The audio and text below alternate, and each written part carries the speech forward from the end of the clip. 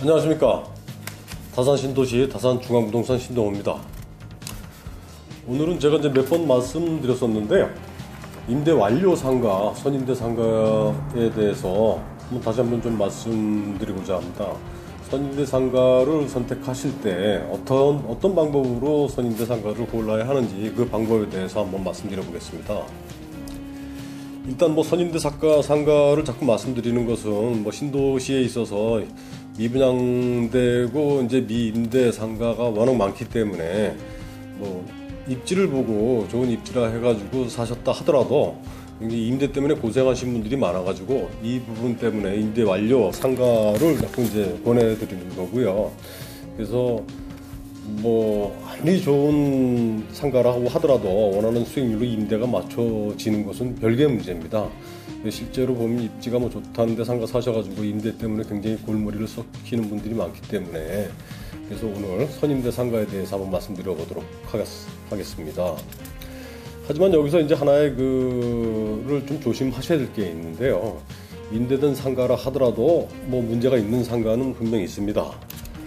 특히 이제 임대차 관계를 허위로 만들어서 분양하는 경우가 있기 때문에 사실 사기 분양의 당사자, 피해자가 될 수도 있습니다. 그래서 임대되어 있는 상가를 볼 때 어떤 점을 주의해야 하는지 한번 생각해 보도록 하겠습니다. 첫 번째의 이제 경우입니다. 임대는 되어 있다고 하는데 아직 인테리어는 시작 안 하고 임대차 계약서만 이제 되어 있는 경우입니다.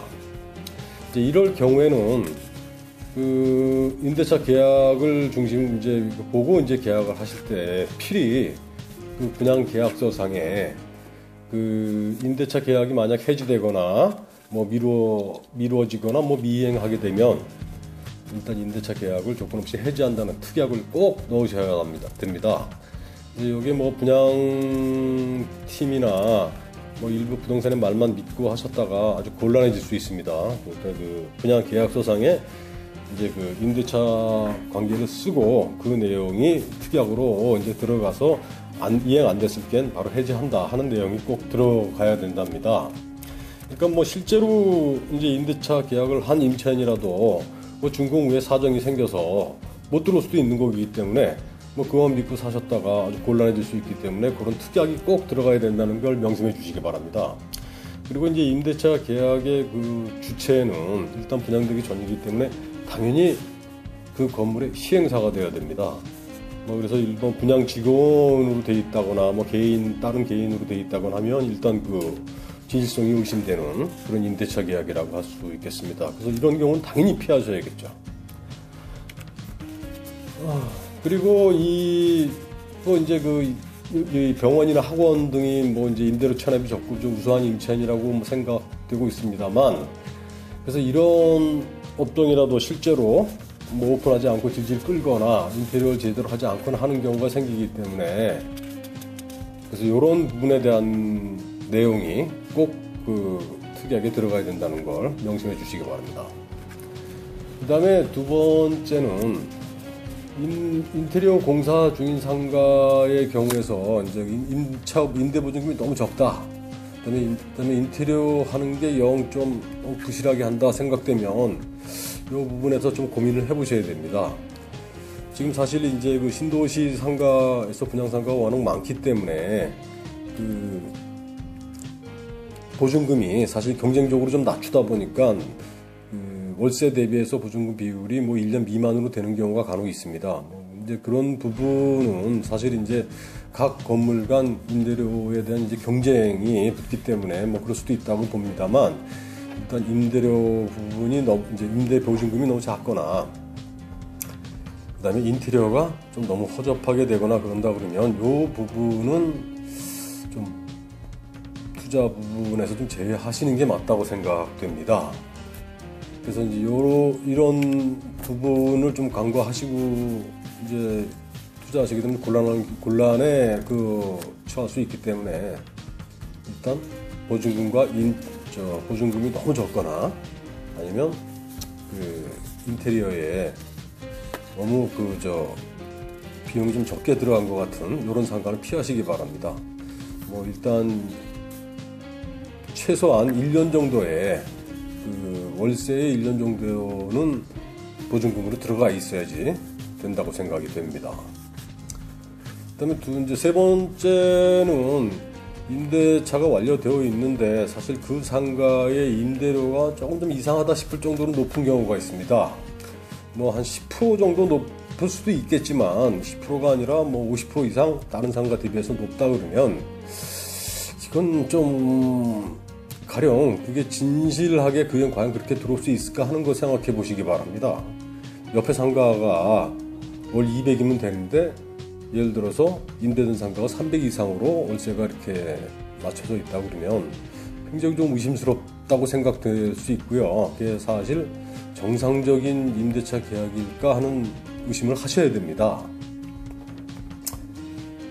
그래서 뭐 일단 뭐 그런 부분하고 이제 그 사실 근데 그 중에서도 이제 약국이나 그 편의점의 경우에는 약간 좀 임대차 할 때 보면 보증금과 월세가 약간 좀 높게 이루어집니다. 이제 두 가지 다 독점을 전제로 하고 약국의 경우는 이제 위에 병원이 있거나 뭐 이제 있게 되는 경우가 많기 때문에 그런 부분하고 편의점 경우에도 이제 이때가 제일 좋은 뭐 코너나 출입구에 위치하기 때문에 그리고 이제 그 건물에서 독점권을 이제 들어가서 이제 계약하기 때문에 뭐 그런 건 이제 이해할 만합니다만 너무 과다하게 임대료가 차이가 난다 그러면 좀 의심해보고 주의하셔야 됩니다. 그다음에 이제 네 번째 부분은요, 이미 이제 인테리어 끝나고 영업 중인 상가의 경우에는 그 상가의 매출을 좀 가늠해 보셔야 됩니다. 예를 들어서 음식점이라고 그러면은 대출 그 매출 원가라고 그러죠. 원재료비가 대략 한 30-40%는 들어가게 됩니다. 1층 상가의 경우를 이제 예를 들자 그러면 한 10평에서 12평 상가에서 상가의 예를 식당이라고 그랬을 때 월 1,000만 원 매출이 나온다고 하는 경우를 생각해 보겠습니다. 그럼 원재료비가 대략 300에서 400만 원. 가스, 전기, 관리비 이 통틀어 대략 한 150만 원. 여기 임대료가 만약에 300만 원이라고 그러면 토탈 그 원가가 750에서 850만 원 정도가 나오게 됩니다. 그리고 여기 이제 부가가치세 부분이 대략 한 90만 원 정도 발생되기 때문에 실제 원가는 한 840에서 한 930까지 나오게 됩니다. 이건 지금 말씀드리는 건 아무도 도와주는 사람 없이 부부가 하거나 본인 혼자서 했을 때 얘기입니다. 이제 결국 혼자 할 수 있는 경우가 거의 없다는 점을 보면 월 1,000만 원 매출이 나와서 이 300만 원 그 임대료를 감당하기 힘들다는 결론이 됩니다. 즉, 월 이제 임대료가 300으로 돼 있다 그러면 최소한 월 매출이 1,500만 원 정도는 나와야 되는 상가가 나와야 된다는 그 임차인이 영업하면서 월 1,500만 원 나와야 된다. 이런 얘기가 되겠습니다. 이렇게 되면 결과적으로 일 매출이 50만 원 이상은 나와야 된다는 얘기입니다. 하루도 쉬지 않고 일했을 때. 결국 이제 이런 방법과 함께 또 하나는 이제 임대료의 적정성을 판단할 때 대략 이런 이제 3일간의 매출을 많이 이제 이야기를 합니다. 3일간의 매출을 가지고 임대료를 낼 수 있느냐 없느냐를 많이 판단하기도 합니다.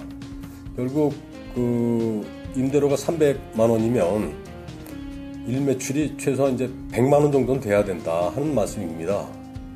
그러니까 사실 이제 300만 원 3일치의 매출을 가지고 임대료를 커버해야지 뭐 어느 정도 수익이 나온다는 그런 얘기가 되겠습니다. 뭐 그렇게 계산하면 월 이제 1층 가게가 300만 원으로 맞춰져 있다 그러면 월 3천만 원 정도의 매출이 나와야 된다는 얘기가 되겠습니다. 그래서 이렇게 이제 그 매출이 이제 보시기에 많이 좀 미달된다 그러면 이런 매장들은, 이런 임대된 상가들은 뭐 오래 갈 리가 없겠죠, 당연히. 뭐 당장 이제 문제가 생길 가능성이 높기 때문에 피하시는 게 뭐 좋습니다. 그다음에 이제 다른 부분으로 또 하나는 이제 렌트 프리를 꼭 확인하셔야 되는데요. 근데 신도시의 경우에 이제 임차인들이 가장 이제 입점을 하게 되는 가장 큰 원인 중에 하나가 이제 렌트 프리 조건이 굉장히 좀 많이 준다는 이유도 하나가 이제 되겠습니다. 예를 들어서 보통 분양되지 않은 상가의 경우에 이제 보통 6개월 그리고 좀 우량 임차인일 경우에는 1년까지도 이제 렌트 프리 조건을 주기 때문에 사실상 2년으로 계약했다 그러면 이제 1년은 공짜로 이제 있는 셈이고요. 그래서 이제 이게 이미 기존의 상권이 성숙된 지역에서는 사실 이런 조건을 만족시키기가 힘든데, 이렇게 이제 아직 신도시에서는 이제 분양상가가 많은 경우에는 이제 이런 경우가 좀 있는데요. 임차인 입장에서는 상권이 조건이 좋기 때문에 그런 조건을 나쁘다고 꼭 말씀드리기는 곤란합니다. 어쨌든 이런 부분을 이제 보시는데 렌트 프리 조건의 이제 부담 주체가 누가 될 거냐 하는 부분과 함께 이 렌트 프리가 진실성이 있는지 이제 여부도 한번 좀 생각을 해보셔야 됩니다. 사실상 이제 렌트 프리가 너무 길게 해놓고 이제 계약이 돼 있다 그러면 그냥 렌트 프리 기간이 끝나고 나서 이제 접는 이런 임차인도 생각해 볼 수 있습니다. 그래서 그렇지만 사실 렌트 프리 자체만 가지고 렌트 프리가 1년이 돼 있어서 이건 허위 계약이 아니냐고 이렇게 말씀하시는 분이 있는데 꼭 그렇게 생각하실 필요는 없습니다. 그다음에 가장 중요한 부분인데요. 임대가 되어 있다 그러면 사전에 임차인을 한번 만나보실 것을 추천드립니다. 만나보셔서 좀 얘기 좀 하시고 차 한잔 하시면서 얘기해 보시면서 임차인의 의지나 진실성 정도를 한번 좀 말씀해 보시기 바랍니다. 그래서 이런 부분들은 사실 돈이 상가 같은 경우에는 1-2천만 원 들어가는 것이 아니기 때문에 꼭 하나라도 빠짐없이 확인을 해 보실 것을 권해드립니다. 이상 다산 상가에 임대가 된 상가를 선택하는 요령에 대해서 말씀을 드렸습니다. 말씀드린 부분을 중심으로 해서 복합적으로 잘 판단을 하셔서 손해의 피해자가 되시거나 골머리를 썩히시거나 하는 일이 없었으면 좋겠습니다. 다산 신도시 내의 상가 투자나 창업을 혹시 계획하고 계시다면 다산중앙부동산으로 전화 주시기 바랍니다. 감사합니다. 시청해 주셔서 감사합니다.